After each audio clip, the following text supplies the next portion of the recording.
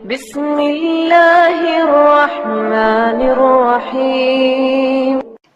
إن الحمد لله نحمده ونستعينه ونستغفره ونعوذ بالله من شرور أنفسنا ومن سيئات أعمالنا. من يهده الله فلا مضل له ومن يضلله فلا هادي له، وأشهد أن لا إله إلا الله وحده لا شريك له، وأشهد أن محمدا عبده ورسوله. أما بعد، بسم الله الرحمن الرحیم. لا تحسبوه شرا لکم، بظاہر شر میں خیر کے پہلو. یہود و نصارہ نبی اکرم صلی اللہ علیہ وسلم کی شان میں گستاخیاں کرتے ہی آ رہے ہیں، اور حال ہی میں کفار مغرب نے نبی اکرم صلی اللہ علیہ وسلم کی شان میں پھر گستاخی کی، جس سے مسلمانوں کی نہ صرف دل آزاری ہوئی بلکہ وہ غم و غصہ سے آگ بگولا ہو گئے اور وہ سراپا احتجاج بنے رہے. یہ سب اپنی جگہ بجا ہے، لیکن اس کے ساتھ ہی ہمیں یہ بات بھی ذہن میں رکھنی چاہیے کہ بعض امور بظاہر بڑے شر سے بھرے ہوئے ہوتے ہیں، لیکن اللہ تعالیٰ ان میں بھی مسلمانوں کے لیے خیر کی کئی پہلو چھپائے ہوئے ہوتا ہے. چنانچہ سورہ النور کے شروع میں اللہ تعالیٰ نے اس معروف واقعہ کا تذکرہ فرمایا ہے جس میں نبی صلی اللہ علیہ وسلم کی زوجہ طاہرہ مطہرہ ام المؤمنین حضرت عائشہ صدیقہ رضی اللہ عنہا پر منافقین کے تہمت لگانے کا تذکرہ فرمایا ہے. اسی واقعے کی ضمن میں ارشاد الہی ہے: ان الذین جاءوا بالافک عصبۃ منکم لا تحسبوه شرا لکم بل هو خیر لکم لکل امرئ منهم ما اکتسب من الاثم والذی تولى کبرہ منهم له عذاب عظیم. جن لوگوں نے بہتان باندھا ہے تم ہی میں سے ایک جماعت ہے، اس کو اپنے حق میں برا نہ سمجھنا بلکہ وہ تمہارے لیے اچھا ہے. ان میں سے جس شخص نے گناہ کا جتنا حصہ لیا اس کے لیے اتنا وبال ہے، اور جس نے ان میں سے اس بہتان کا بڑا بوجھ اٹھایا ہے اس کو بڑا عذاب ہوگا. اہل مغرب کے گستاخان رسول صلی اللہ علیہ وسلم کی اس حرکت شنیعہ سے بھی مسلمانوں کے دل بہت دکھے ہیں، انہیں بہت رنج پہنچا ہے، لیکن اس کے نتیجے میں بھی کئی اعتبار سے خیر کے بہت سارے پہلو اور بھلائی کے بکثرت مناظر سامنے آئے ہیں. نمبر 1، کفار کے مخفی بغض و کینہ کا اندازہ.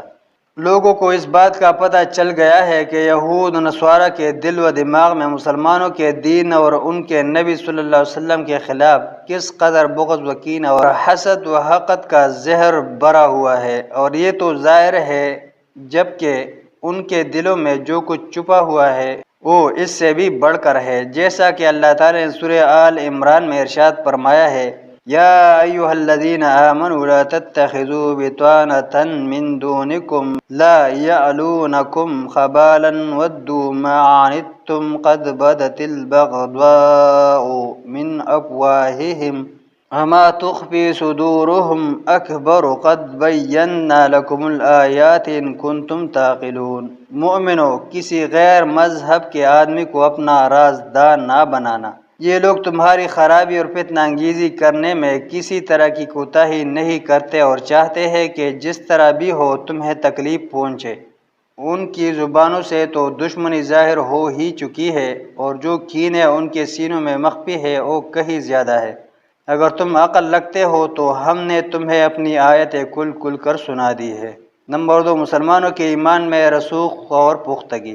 اس واقعے توہین رسالت صلی اللہ علیہ وسلم سے نبی اکرم صلی اللہ علیہ وسلم پر مسلمانوں کے ایمان میں مزید رسوخ اور پختگی آئی ہے کہ نبی کریم صلی اللہ علیہ وسلم جنہیں زندگی بھر قوائے کفر نے اذیت رسانی کا نشانہ بنائے رکھا، وہ آپ صلی اللہ علیہ وسلم کے اس دنیا سے تشریف لے جانے کے بعد بھی باز نہیں آ رہے. نمبر 3، کفار کا قبول اسلام. اس واقعے کے نتیجے میں خود اہل مغرب کی توجہ نبی اکرم صلی اللہ علیہ وسلم کے حالات معلوم کرنے کی طرف ہو گئی ہے، اور وہ سیرت النبی صلی اللہ علیہ وسلم کی کتابوں کا مطالعہ کرنے لگے ہیں، جس کا نتیجہ ظاہر ہے کہ ان میں سے بہت سارے سلیم الفطرت لوگوں کے ایمان لانے کی شکل میں ظاہر ہو رہا ہے اور مزید ہوگا انشاءاللہ. اور واقعی بے شمار کفار کے اسلام لانے کی خبریں عام آ رہی ہے. نمبر 4، بشارت فتح. توہین رسالت و استہزاء مصطفیٰ صلی اللہ علیہ وسلم ایک ایسا پہل ہے کہ جب کبھی بھی دشمنان اسلام نے اس کا ارتکاب کیا انہیں اس کے نتیجے میں کسی نہ کسی طرح شکست سے دوچار ہونا پڑا۔ چنانچہ شیخ الاسلام ابن تیمیہ رحمہ اللہ نے اپنی کتاب الصارم المسلول میں لکھا ہے، اللہ ہر اس شخص سے انتقام لے لیتا ہے جو بھی اس کے رسول صلی اللہ علیہ وسلم کی ذات گرامی کو حدب طعن و تشنیع بنائے، سب و شتم کرے اور گالی گلوچ پر اتر آئے، اور اگر مسلمان ایسے شخص پر شرعی حد قائم نہ کر سکے تو اللہ تعالیٰ اپنے دین کو غالب اور جھوٹے کے جھوٹ کو تشت از بام کر دیتا ہے۔ ہمیں متعدد ثقہ قسم کے فقہا اور اہل علم نے بتایا ہے کہ انہوں نے بارہا اس بات کا مشاہدہ اور تجربہ کیا ہے کہ شام کے ساحلی علاقوں پر واقع شہروں اور قلعوں کے محاصروں میں ایسے کئی واقعات رونما ہوئے ہیں کہ جیسے ہی کفار کی طرف سے نبی اکرم صلی اللہ علیہ وسلم کی شان میں گستاخیاں کی گئی تو مسلمانوں کو یقین ہو گیا کہ اب ہماری فتح کا وقت قریب آ گیا ہے۔ چنانچہ ہمارے زمانے میں جب مسلمانوں نے بنی اسد پر رومیوں کا محاصرہ کیا اور ایک قلعے یا شہر کے محاصرے پر 1 ماہ یا اس سے بھی زیادہ عرصہ گزر گیا مگر وہ فتح نہیں ہو رہا تھا، حتیٰ کہ ہم مایوسی کی حدود کے قریب پہنچ گئے کہ اندر سے محاصرہ شدہ لوگوں نے نبی اکرم صلی اللہ علیہ وسلم کو سب و شتم کیا، آپ صلی اللہ علیہ وسلم کی شان میں گستاخی اور ناموس رسالت پر حملہ کیا، تو ہمیں بہت آسانی سے اور جلد فتح نصیب ہو گئی۔ صرف 1 یا 2 ہی دن میں محاصرہ کامیاب ہو گیا۔ وہ کہتے ہیں کہ اگر ایسے موقع پر ہمیں پتہ چلتا کہ اندر سے کسی نے نبی صلی اللہ علیہ وسلم کو گالیاں دینا اور برا بھلا کہنا شروع کر دیا ہے تو ان کے خلاف ہمارے دلوں کے غم و غصہ سے بھر جانے کے ساتھ ہی اسے ہم اپنی فتح کی بشارت بھی سمجھتے تھے۔ نمبر 5، یہود و نصارہ کے اخبار کا قبول اسلام۔ دور حاضر کے یہود و نصارہ کے بکثرت احبار و رہبان، ان کے حاخام و پادری، بلکہ بشپ تک نبی اکرم صلی اللہ علیہ وسلم کی سیرت طیبہ پڑھ سن کر مشرف با اسلام ہو چکے ہیں۔